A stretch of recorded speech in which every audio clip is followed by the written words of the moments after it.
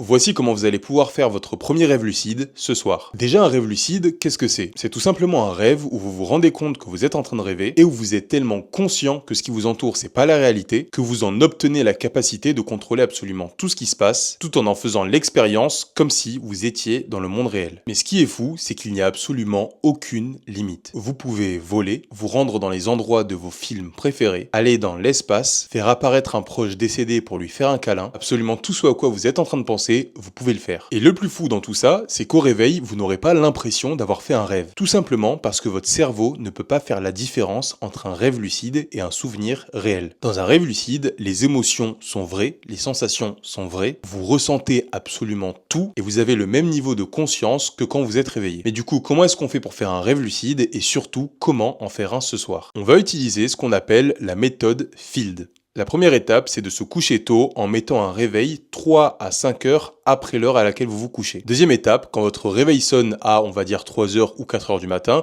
vous vous levez et vous marchez. Pourquoi? Pour vous réveiller un minimum. Parce que si vous passez à l'étape 3 en étant à moitié endormi, ça ne fonctionnera pas. Étape 3, allonge-toi sur le dos, ferme les yeux, relâche tout ton corps avec une intention claire en tête. Je vais faire un rêve lucide. Répète-le en boucle dans ta tête et surtout, crois-y. Étape 4, tu peux prendre ton pouce et ton index et les frotter de manière presque imperceptible sans même contracter tes muscles. Fais ce mouvement pendant environ 30 secondes. Et enfin, l'étape 5, c'est de faire un test de réalité. Un test de réalité, c'est une action qui, quand tu l'as fait, en fonction de si tu es dans la réalité ou dans un rêve, aura une conséquence différente. Par exemple, si jamais tu te bouches le nez dans la réalité et que tu essaies de respirer, tu n'y arriveras pas. Alors que si tu le fais dans un rêve, tu pourras quand même respirer. Un autre exemple, quand tu regardes tes mains dans la réalité, tu peux compter tes doigts, tu as 5 doigts et tes mains sont normales. Dans un rêve, quand tu regardes tes mains, elles ne seront quasiment jamais comme dans la vraie vie. Tu auras peut-être des doigts en moins, peut-être des doigts en plus, peut-être un trou dans la main, je sais pas. Mais en tout cas, il y aura quelque chose de bizarre. Là, en l'occurrence, comme on est dans le noir, on va plutôt faire la technique du bouchage de nez. Donc, t'essaies de respirer et si jamais tu peux pas respirer, ça veut dire que tu es encore dans la réalité